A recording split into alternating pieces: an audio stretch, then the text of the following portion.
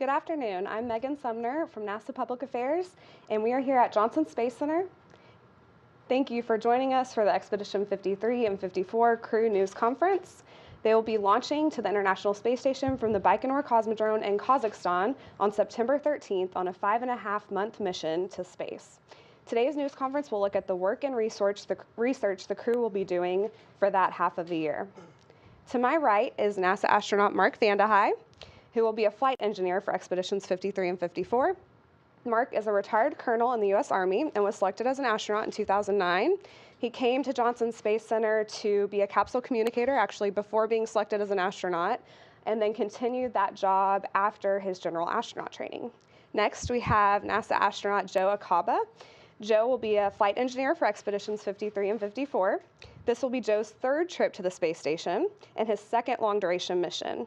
He flew aboard Space Shuttle Discovery on STS-119 in 2009, then Expeditions 31 and 32 in 2012.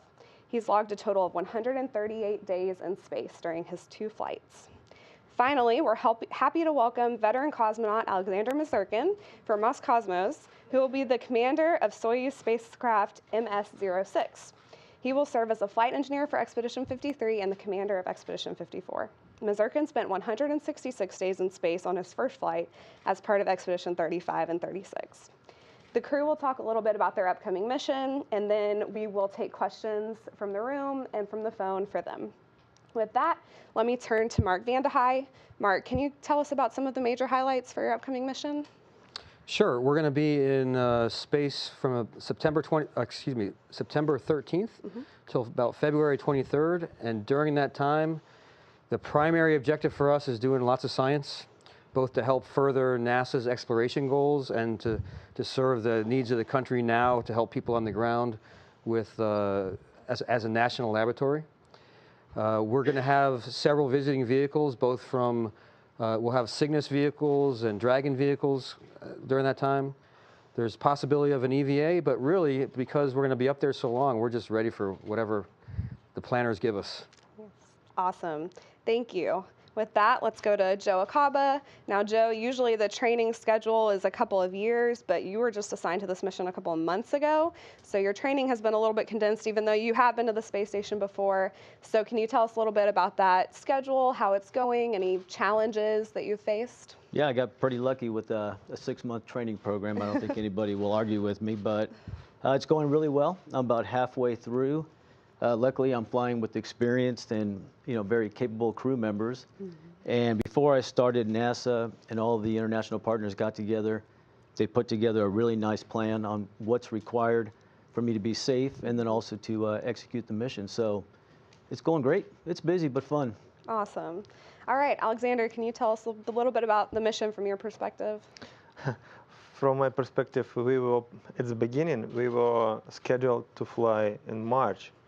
After that, something was changed, and now we're scheduled to fly, as Mark said, in September. We're talking about it a lot. We're preparing a lot. Even I know that for Mark and for Joe now it's pretty tough schedule, and they are very, very busy. But for me, it's like I have a distance. Like a sportsman, you have a distance. You know where is your final line. You start running, and after that you say, hey, you know what? We decided to add some more. And now I just looking forward to work with these guys in a real space program and real flight. That's awesome. Thank you. It's great to hear that. All right, we'll now take some questions from the crew. We'll start with questions here in the room at Johnson Space Center, then questions on the phone bridge, and finally questions from social media. If you have a question on social media, you can submit it using #AskNASA. For those on the phone bridge, please press *1 if you have a question and *2 to withdraw your question if it's already been answered. Here in the room, we have reporters, and we also have some special guests with us. We have educators from Houston and Dallas schools. Actually, Joe and Mark both have some teaching experience. Mark was an assistant professor of physics at the United States Military Academy in West Point, and he plans to connect with physics teachers during his mission. Joe taught 5 years of middle and high school math and science in Florida, And we're excited that our local educators are here with us today and to really show the special emphasis of education, especially for this crew. You'll be allowed one question and a follow-up. So as a reminder, please state your name and who you're with when we call on you. So we'll start here in the room. Reporters, right there. Hi, my name is Catherine Olger, and I'm a teacher at Sharpstown International in Houston ISD. I'm asking a question on behalf of one of my seniors named Ivan. He wants to know what obstacles you've faced in your journey to becoming an astronaut, and if you had the chance to do it all over again, would you, and what would you do differently? That's a great question. Should I start? Sure. Yeah. Okay. So I would say the first obstacle to becoming an astronaut for me was believing it was something that I could do. Honestly, I always thought of astronauts as superheroes, and I put that becoming an astronaut in the same category as me becoming a professional football player or becoming Spider-Man. It was something that I just didn't think was possible. And thankfully, my wife really encouraged me to go for it, because you just got to try. And that's really a big lesson, I think, for all of us is push away that self-doubt and go for it. And the next question, I already forgot. What was the other part? If you could do it all over again, would you, and what would you do differently? I would absolutely do it again. I would start earlier. You'll be Spider-Man on orbit. I'll start. You can do all of that stuff. So That's yeah. awesome. Do Joe or Alexander want to answer? You know, Mark made a good point. It's believing that you can actually do something. There's all kinds of obstacles that you have, so you kind of just take it one step at a time. And I would just tell people, pick something that you really love to do, because then it's not really like work. And so, you know, there's a lot of different astronauts that we have in the office, and we all have had our struggles, but we all enjoy our professions, and we love being astronauts. If you would like me also answer this question. For me, it was a dream, child dream. When I was 12 years old, I decided it was just the goal of my professional was coming up in my mind. It was in the class. I very grateful to teacher who taught this class, because when I realized I would like to be a cosmonaut. After that, I came to my teacher and said, Natalia Vladimirovna, her name, I wanted to be a cosmonaut. What I have to do? And she was absolutely serious, and she said, it was a brainstorm for her for 30 seconds, but she gave a strategy plan for me for all my life, which I performed. Wow. After that, I was so grateful to her, and as Joe and Mark said, you have to do what you really like to do, really on the bottom of your heart. If you have something, wishes to do something, you don't think like, probably I will not able to do that, or somebody else will born for this profession. Just go forward, no doubts at all, and you will reach success. So that's the power of a school teacher. Exactly. That's what you guys do every day. That's right. Exactly. All right, another question? My name is Marcy Stenville, and I'm a teacher at Sepultura Middle School in Pearland, and I teach gifted and talented sixth graders. This question for you is this. I know you guys spend a lot of time up there on the ISS. You're up there for what, at least 6 months, correct? Okay, so what are the most important attributes and skills needed to live on the ISS? Well, I'd say one of them is getting along with others. People always think about, like Mark said, astronauts are people that are super smart, but really today when we're looking at hiring astronauts, we want people that are nice, because we have to live together for 6 months in a 5-bedroom house. The Soyuz is about this big, so it's just getting along with each other. So that's one of the most important attributes. Awesome, thank you. We have another question over here, Mark. Oh, thank you very much. Mark Corot for Aviation Week. And this is for Mark or Joe, but I think we're coming up on some dynamic months for a commercial crew as we get into, especially into 2018. And I just wondered what you all have prepared to do to advance the project in terms of spacewalks or just anything inside the station or Tracking the IDA stuff. Yeah, so a lot of this work it's already started putting on the international adapters for the vehicles to come up. A lot of the future spacewalks are looking at that as well and preparing those. So for our mission in particular, at this time we don't know specifically what we'll be doing directly for that. But the work we're doing up there is all in preparation for those vehicles coming up.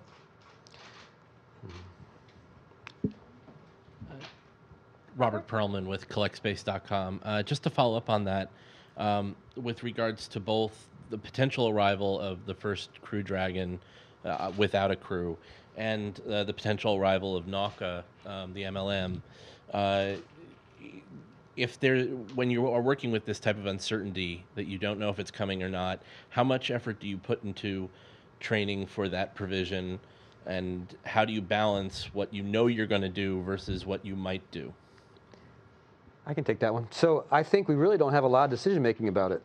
The planners look at the situation we're going to be faced with, and they're making some good guesses about they need to be ready for these things. For example, you mentioned the MLM. I just recently had 4 hours of training or so on the MLM when I was in Russia. So fortunately for us, there are people that are managing the program and looking far enough into the future to make sure they're forecasting what our training needs are, and then we're just getting trained on what our schedulers tell us to get trained on. Any question? Yes, Eric Berger with Ars Technica. Hi. Just a question about expanding the number of U.S. International crew members on station. How will that allow you to expand activities on the station? Yeah, I think it's going to make a huge difference. So right now, having 4 USOS crew members on board, it gives you a lot more opportunities not only to maintain the space station, but then do the science that really we're up there for. And I think the number I heard is somewhere around 800 more hours of utilization. And so that's a big chunk of science that we're going to be able to do by adding an extra crew member. So it's pretty cool. Hi, Sophie Sanchez. I write for Cosmic Chicago with Chicago Now. I had a question. As teachers, former teachers, there's a lot of student science payloads that are headed up. I was wondering if you had a particular payload that you were excited to work on, and what advice you had for students that would like to have some future research on the ISS. I'll be honest with you, I don't have a particular student science payload that that's coming to mind right now. In fact, one of the benefits of our science program becoming more efficient is that we're becoming more responsive to the customers. So we don't have a requirement for as much lead time to have the experiments ready. So we actually haven't gotten the final list of the experiments we're going to be working on, and we're expecting to get that for the first time in June. So. And I would tell those students to dream big. A lot of the science that we have going on, they discover things that they didn't even expect to discover. So you kind of go in with the plan, and you never know what's going to come out of it. So for the kids that are putting these payloads together, just think of crazy stuff that you want to know and see if it'll work up in space. Great. All right, next question. Hi, I'm Kathy Heyman. I teach at Barbersville Middle School. Okay, so I teach middle school. So This is for Joe. They want to know, what is the funniest or weirdest thing that's happened to you when you're in space? That's a great middle school question, which is why I loved middle school. And the one thing we joke a lot about, but kids always want to know, how do you go to the bathroom in space? And so that's weird. It is weird going to the bathroom in space. But when you look at it, the engineering behind it is just incredible. So you go from, urinating, and next thing you know, you're drinking your reclaimed water. So I think for a lot of kids, that's weird. But it's a technology we use on the ISS, but we can also use it here on Earth in very remote areas. So I think going to the bathroom and then drinking your own urine is kind of weird. Yep, absolutely. All right, next question. Hi, Lisa Marie Sapola, Reed Academy for Engineering and Aldine ISD. The square peg in a round hole is a famous example of astronauts finding a solution under pressure.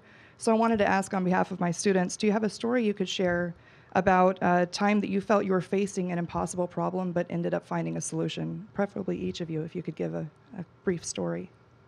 Wow. I can start if you Please, like. yes. If I go wrong way, if I understand your question not exactly, you will please correct me. When I was preparing for our third EVA in previous mission, it was some unpredictable task. We lost some special cover on Russian segment, outside of Russian segment, and we have to find out all others this cover and screw it back if they also ready to be lost. And for me, it was decision how to fix the screwdriver, because it's not special tool for extra vehicle activity. It was just normal screwdriver. And I thought all our equipment is attached to our extra vehicle spacesuit. And I had to decide how to fix this device, which was not specially prepared for spacewalk. I thought maybe I can use a Velcro and put one side to the spacesuit, another one to the screwdriver, and keep it on myself. And after that, I start thinking, hold on, the temperature is going plus minus 100 degrees. Will it be flowing away, and I will rotate with all my screwdriver and completely failed with this task? Or might be it will like a pancake on the pan without oil. Actually, it was a US equipment. I didn't want to spoil it as well. And I had just make a right choice without enough information at that time. Like Sergei Pavlovich Korolev, it's our Russian general constructor who built Russian space program 50 years ago. Sometimes when we were preparing for flighting to the moon, and was very strong argue what kind of surface is on the moon. Is it hard or smooth or like some kind of else? But constructors should develop special device for landing. And there was no answer. And he write, the moon is hard, and sign it. It was just taken decision. For me, of course, I'm not as big as he, but for me, it was just taken decision. I put this Velcro and hope I was right. What do you think? Was I right or not? Is it flow away or still keeping with me? What do you think? Physics teachers? Yeah. What do you think? Yeah. It was almost like pancake without the oil, but finally I was able to remove it after EVA. So sometimes you have to take decision even if you do not have enough information to make a choice. Awesome. Joe or Mark, would you like to tell a challenge that you faced? I got a story, but it's got nothing to do with being an astronaut. It's more, That's great. That's good. Okay, so this is like 25 years ago. I was in the Army, and I was supposed to clear a helicopter landing zone. If you want to land a helicopter in a field, there shouldn't be a street light, for example, sticking up in the middle of it, or a telephone pole. And sure enough, I can't remember what type of pole it was, but there was a pole there. And I was an engineer officer, so I spent a lot of time getting trained on how to use explosives to remove obstacles, like something like that. Except in this operational environment, we didn't get given any explosives. So I didn't know what to do. But fortunately for me, there was an armored personnel carrier parked nearby. I just knocked on the side. A guy popped his head up, and I said, hey, do you think you could push over that pole? And he was super excited to give it a shot. And it worked. He just pushed it over, and that helicopter landing zone was cleared. Wow. Good job. Awesome. That's my story. That's good. You're always a good storyteller. Yeah, whatever. I mean, up on orbit on my last mission, we had something similar with the spacewalk where my crew members, Sunny and Aki, were outside trying to remove a power box. And on the first EVA, they just could not remove it. So after attempting it over and over again, they came back in. And it was pretty cool on what Mission Control did here. Within 48 hours, they came up with new tools that had not gone out before. You probably saw the pictures of a toothbrush. And so people were just creative on how can we fix the problem. And again, it's thinking big and not saying anything is impossible and let's try this. So it was pretty neat having a day to put these weird tools together. They went back out, they used them and got rid of the box. So it was a testament to all the work that people do here on the ground. Awesome. Great stories. Thank you. Next question. Hello, Juan de la Garza with Spaceflight Insider. Just wanted to ask, in reference to the new budget that's been in place by our new Commander-in-Chief, as you all know, President Donald Trump, how will that affect the continued service of the International Space Station beyond the last projected date? So the good thing about being in training is that that's what we focus on is training. So that's the good part. But what I know from the budget is it satisfies NASA's needs in the short term. And in terms of keeping the space station through 2024, we have that budget in place. So I think we're looking pretty good right now. Mm-hmm. All right, next question. Hi, I'm Kara McGarvey, and I teach 8th grade science at League City Intermediate. Very brave. Yeah, thank you. And I do have some students that are quite sincere in wanting to become an astronaut. And so some of their questions are, they know that in the past it's been very common for astronauts to have military backgrounds, and they're wanting to know what are the pros as of right now of still pursuing a military career, and or do you think it would be better just to maybe skip over that? So I think if you're somebody who thinks they would enjoy being in the military and feel like, and I'm really talking about being in a position where you're participating in something bigger than you are and it's really a service to your country, that's the only time you should do that. If the only reason you did that is because you're hoping it would make you be an astronaut, that's a bad decision. Now, from the perspective of having a lot of astronauts from the military, you certainly, as a military service member, get a lot of experience working in teams, in environments where you have to look out for the well-being of each other. Those are all things that have a direct carryover to being an astronaut. But astronauts, NASA needs to pull astronauts from a wide variety of backgrounds. And so, like Joe mentioned earlier, it's really important to figure out what it is that you love and do it really passionately, recognizing that you might hope to become an astronaut, but the chances are so slim that you really shouldn't base your definition of success or failure for your life on getting that opportunity. Ideally, in the path as you try to reach for that, you'll have had a very happy life and done a lot of wonderful things that you're very proud of, regardless of whether or not the results in this job. Great. All right, now we'll take some questions from the phone bridge. Again, please press *1 if you have a question and *2 to withdraw your question if it's already been answered. We have a question from Mark Gotch from the Historical Aerospace News Media. Mark?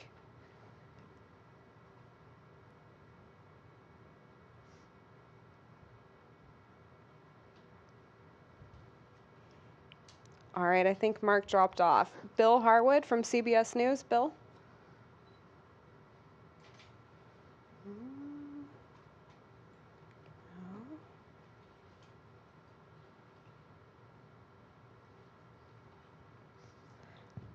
How about Sarah Lewin?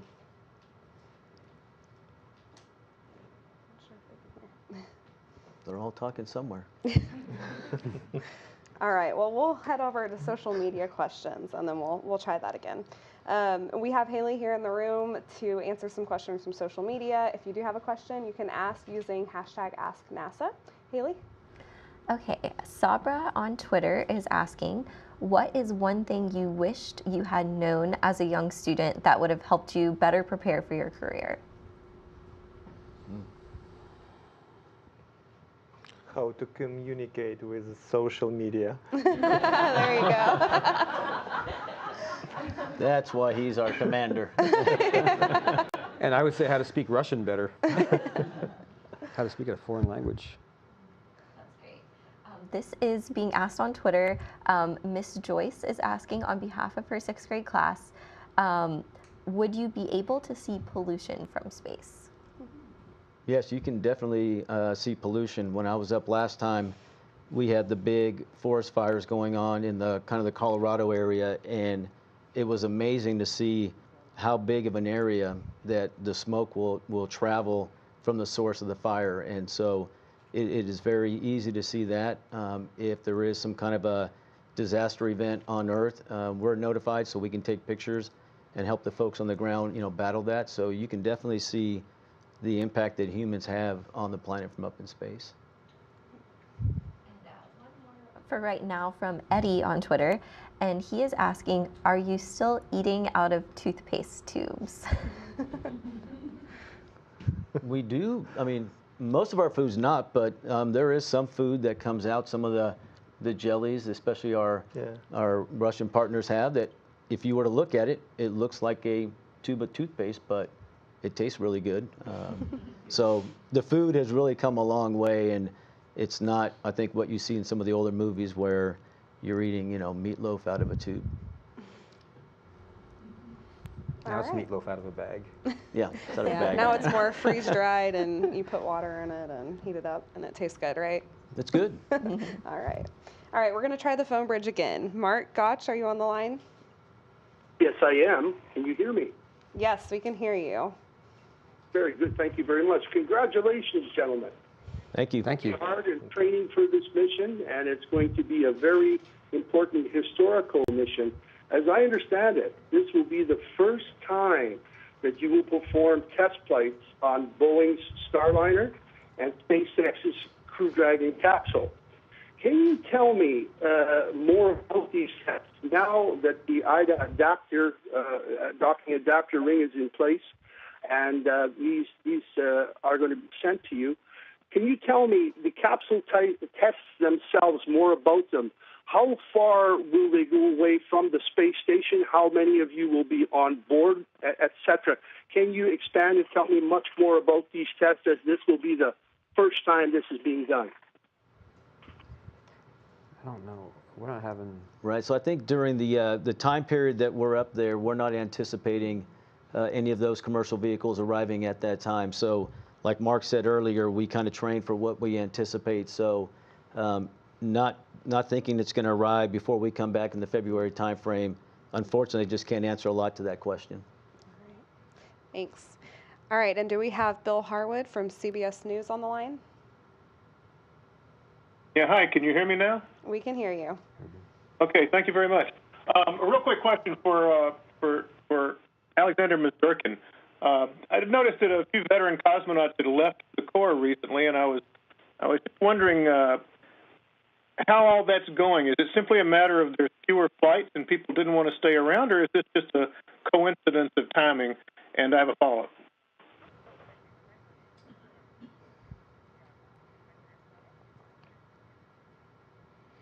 Thank you so much for this question.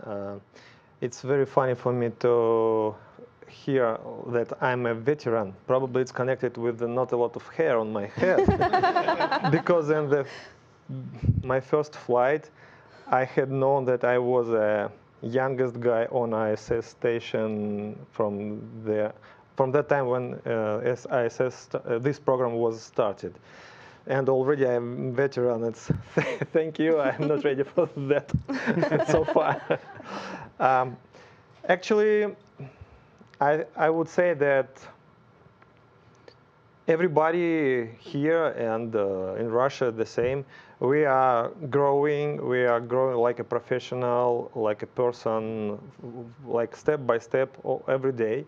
And all of these cosmonauts, I would actually say that they are veterans, and they're much more professional than me. But probably they decided that they already make enough flight for themselves to space, and there was not any possibility for them to work like a manager at the same time, and that's why it was their choice, from my perspective. Thank you so much. Thanks. And your Thanks. follow-up? A quick follow-up, if I can, for both Mark and Joe. For Mark, tell us a little bit about, on a personal level, what you're looking forward to about this flight, and for Joe, what are you looking forward to getting a second chance at up in space? Thanks. Okay, so from a personal level, we've spent so much time, everybody but Joe has, spent so much time preparing for this. And I'd actually say Joe's been preparing for this for the last here for a long time. 13 years in some way or another. But we've been training specifically for this upcoming launch for so long that I'm really looking forward to getting to work. And I'm really excited to live with these gentlemen and the crew that's going to be there on the station when we arrive, and the crew that we're going to receive later in our mission. And frankly, I'm really looking forward to seeing what the view is like. It's cool. Yeah. Hey, Bill, it's always good to go back, and what's really interesting about the long duration flights is that you don't know what's going to happen every day. So every day is a challenge. You don't know what's going to break. So I'm looking forward to seeing what the next increment brings up. Something else is that, being an educator, I think we're going to take this opportunity to do more educational outreach. And the other cool part is that I'll be going in September to the February timeframe, and then we have another educator, Ricky Arnold, who's going right after me. So we were just talking about this earlier. It's almost an entire school year of having educators in space. So I think it's going to be a neat time for us to do outreach, to work with teachers and also with students. That will be very exciting. Thank you. All right, do we have more questions here in the room? Hi, my name is Eric Peterson. I'm a 6th grade science teacher at Fowler Middle School in Frisco ISD. And my 6th grader, Shruti Gupta, wants to know if you could make any improvements to any simulation you've done, what would it be? Improvements to simulation. The first thing that comes to mind is making the MBL more comfortable. You kind of beat me to it. So we do, you probably saw some of the photos where we do a lot of the training for spacewalks in a really big pool.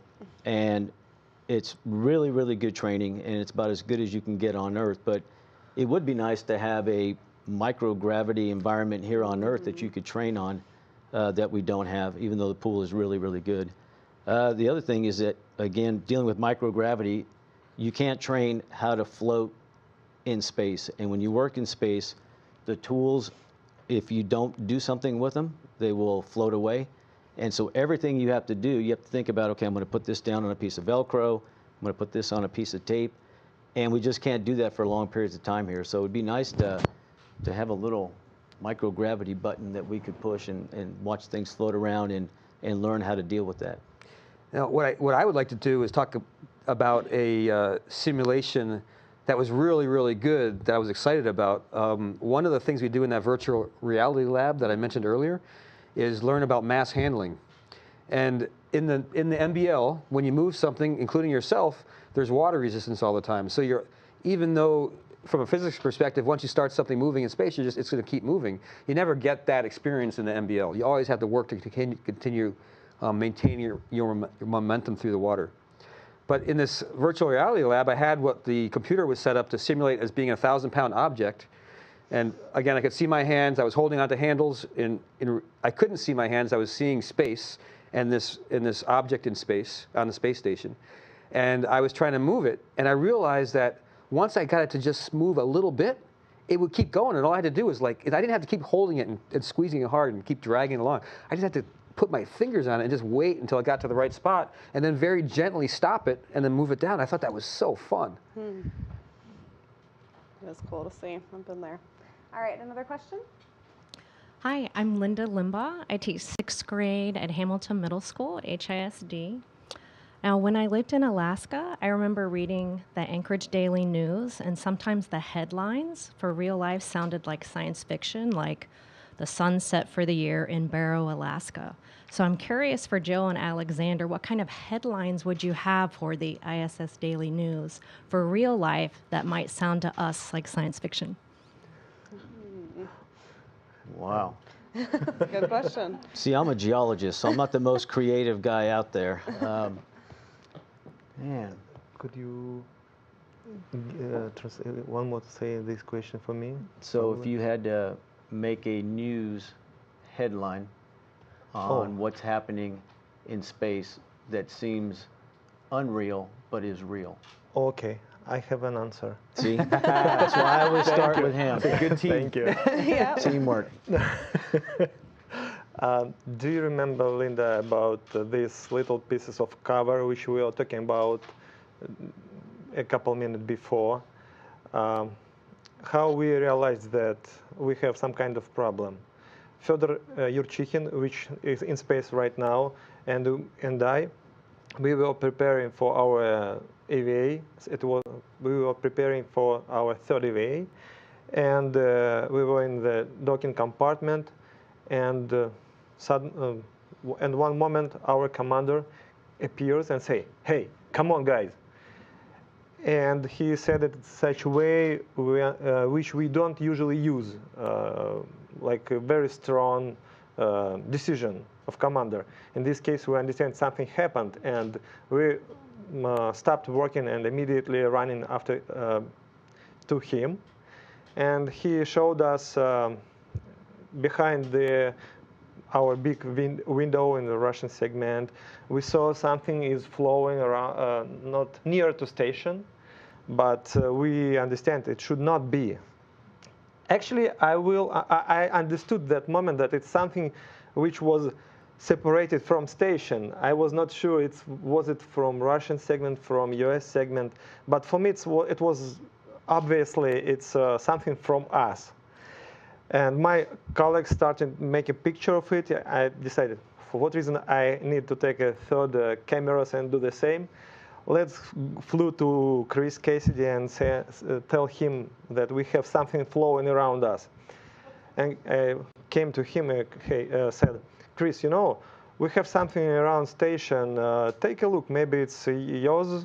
He said, "Oh, take a picture as well."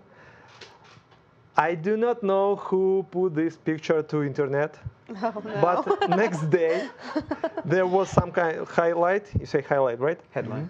Like there is some huge UFO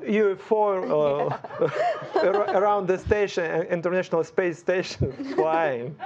I think this one highlight was doing, unfortunately, by us. Thank you so much. That's great. All right, we have another question over here. Yes, this is Sana Hamdan from Milby High School in Houston ISD. Since we have two physics teachers in the among you, I have this question. Whenever I teach AP physics and regular physics, when we study circular motion and talk about the gravity simulated environment, my students ask me why they don't do that. It is why they don't simulate the gravity environment in the station. So, can you help me? I would say the answer to that is that we actually do. Mm-hmm. There's science experiments where we can, based on circular motion, we can simulate that force towards the center of the circle as some, and change the amount of it by how quickly we're spinning a small object. So we can choose to have an experiment done where everything is floating, or an experiment done where it's attached to the outside of a circle and it's spinning around. And the faster that thing spins, the more it's going to seem like a surface that's whatever amount of gravity we want, basically. Yeah, I'm saying about the environment for you. Okay. So I think what my understanding is, and I'm not an expert on this at all, but because as human beings, we recognize when we're spinning. It can be very nauseating if it's not a really, really, really big circle that we're on. So until I think the idea of having a space station that's got where we're living on a large circle, and we can live on the surface like on the Earth would be great. I just have no idea how big it would have to be before people would be able to tolerate it. Very interesting. My name is Cameron McCall. I'm a physics teacher at Scarborough High School in HISD. So my main question is, for the months leading up to the launch, what are some mental and physical preparations and challenges that y'all face? And then I have a follow-up. Well, there's so of course you have that last-minute training that you have to take care of. So they keep us really, really busy with that. But when you start getting to the personal side, it's that's a lot of times the hard part is dealing with the family. You know, for us, we get to go up into space and we have a great time, and it's, you know, we're living a dream, but it's your family that is here on Earth that is really, you know, they're suffering a lot more than we are. So I think dealing with that emotional part of it it takes quite a bit of your time. So you're trying to focus on the mission and do the technical, but you also realize that you have your family at home that you want to spend that time with. I agree. Thank you. Hi, my name is Lauren Baird, and I teach physics and engineering at Energy Institute in HISD. And I was just wondering what kind of experiments are currently being done on the International Space Station, and which are you most excited about doing? I'm excited about the experiments where we're actually part of the experiment ourselves. There's a lot of human. We had to sign up for a lot of experiments. I just learned. Again, I don't really know the set list of experiments that are going to be available, but I just yesterday got trained on the combustion facility. We're learning about how we're getting a better model of how combustion works by taking out that independent variable of gravity, and hopefully that'll result in more efficient ways to burn fuels or better fuels. But I certainly thought it was a very, very well-engineered facility. I was really impressed with how it was put together and how it was really set up to be maintained fairly easily. And if I can just add, we learned about this app, so I'm going to put a plug in to a NASA app because it is pretty cool. And if I say it wrong, correct me. But I think it's the Space Station Research Explorer, and it's pretty cool because you can go through. And if you're interested in biology, you can look in that area. If you want to look at, you know, fire and how that works and what experiments NASA has done, all of that is there. And when you look at the amount of science that we've done, it's pretty impressive. So I would recommend, especially for students, to pull that thing up. It's not boring. It's actually pretty cool, and I think there's a lot to learn from going to that app. That's great. Yeah, the crew will have hundreds of experiments during their mission, all different disciplines. And the app is perfect. You can learn more about it also on the ISS Research website. And they have a Twitter as well that they post updates of the experiments the crew is doing every single day. So, yeah. Great. We have another question in the audience. Anybody in the room? I can ask, after the obvious friends and family, things like that. Oh, sorry. After the obvious of friends and family, what's one thing you'll miss most about being here? Is like ice cream, candy bars, driving, just something like that you can think of that you'll miss on a daily basis? For me, I think it would probably be sunshine, quite honestly. You'll get a lot of sun. It's just a little bit different. But really, I think that is, and you know, Sasha may say something similar, is that it's pretty comfortable living on the ISS. We have kind of the normal comforts that you have here. The food is pretty good, but the one thing you don't get is the weather. You know, like Mark is saying, is that, you know, we see the sun come up and down, you know, those 15, 16 times a day, and you see all of that, but you don't get that wind. And when you get out of that capsule after a few months on the ISS, just feeling, you know, the wind, smelling the grass, all of that, you know, we can't get that up on the ISS.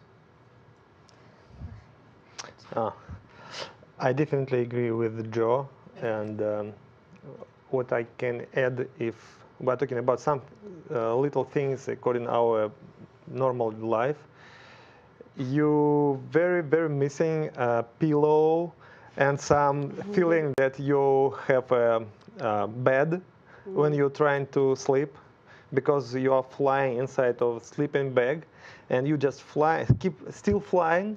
For me, it was, of course, unusual, and I was trying to keep such pose to feel at least a wall to which my sleeping bag was attached.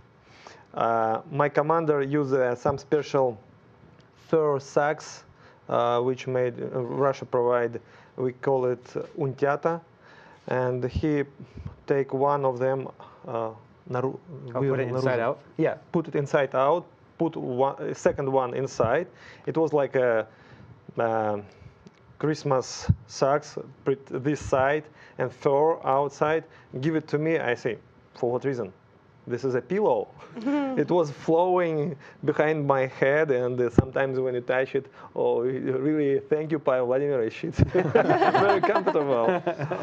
Some normal, yeah, I definitely agree that our space food very tasty, but anyway, in some time you starting missing your home food, of course, your relatives, and just little things which we have every day, and we don't understand how it's important for us until we lost them, even for a while.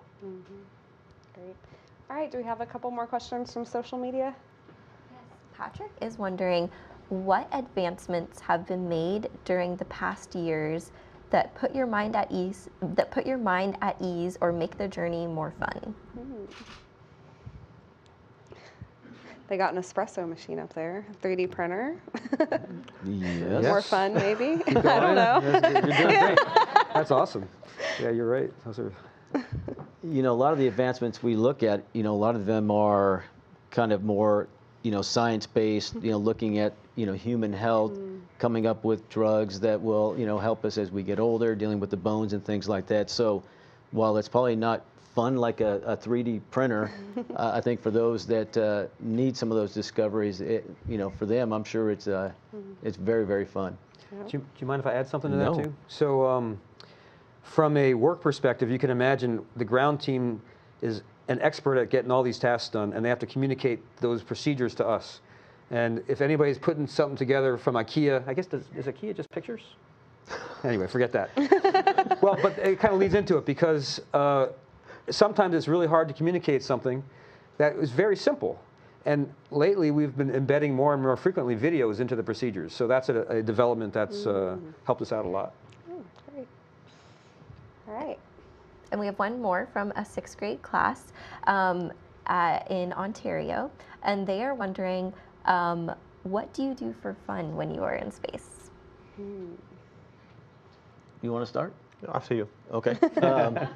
So being in space, just being there is fun. Like we were talking about earlier, you know, being Spider-Man or Superman, flying around is the coolest thing ever. So you never get tired of that microgravity environment. Every morning I would wake up and float out of my crew quarters, and it was just this weird feeling just to push yourself across the lab. So that's a whole lot of fun and very relaxing. Looking out the window, you have a view you can't get anywhere else on Earth, so I don't think we ever get tired of that. But we also have, you know, the usual, we watch movies, you have a telephone, you can call your family and friends, but just living up there every day is pretty fun. Definitely agree with Joe, and according to the view on Earth,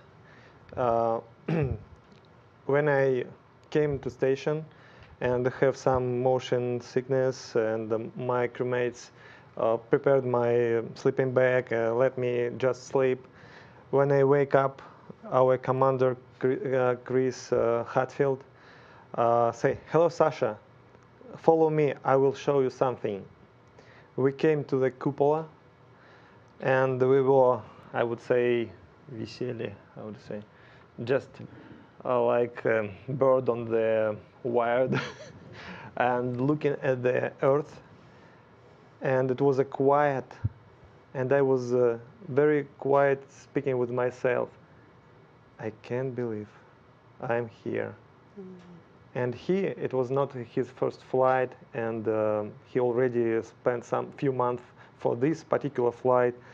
Start talking with, like with me. I can't believe too. It's so amazing view of our planet.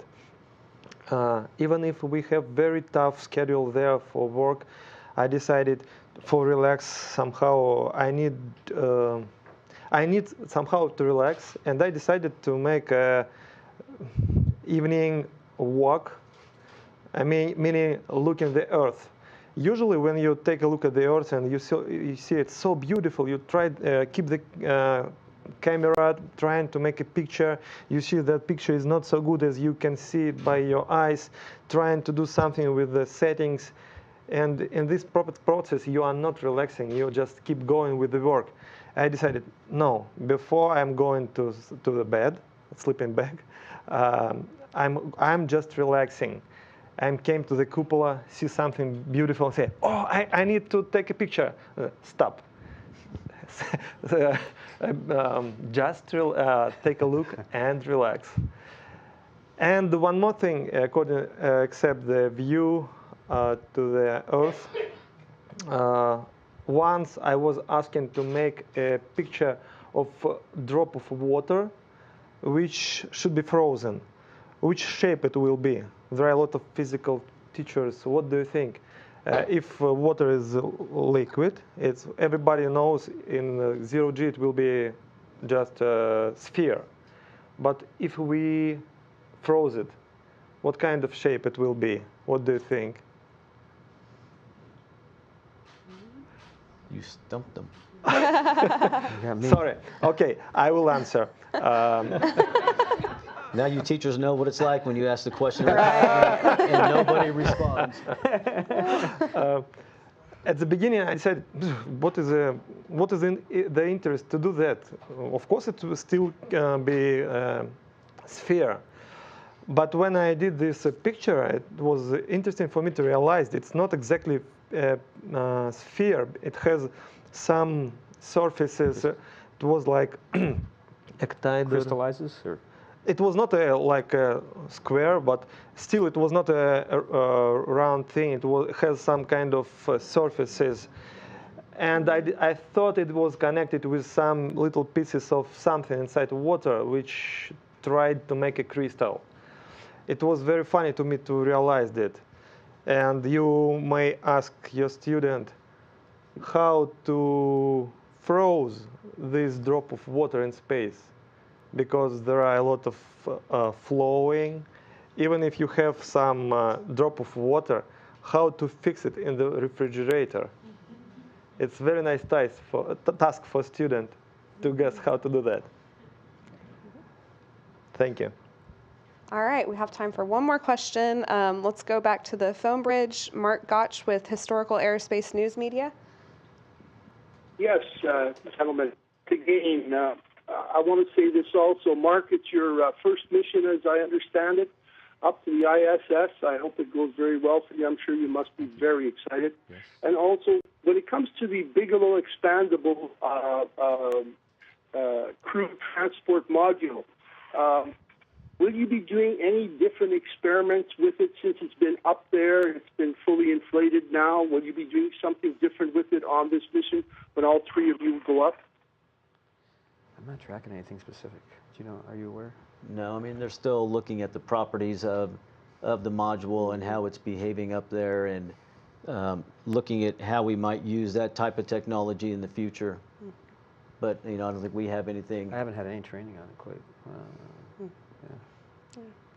All right. Well, we're really excited for you guys, and we're excited to see you up there and to track your mission and keep up with all the great work that you'll be doing. And I want to thank you guys especially for being with us today and sharing your mission and your experiences.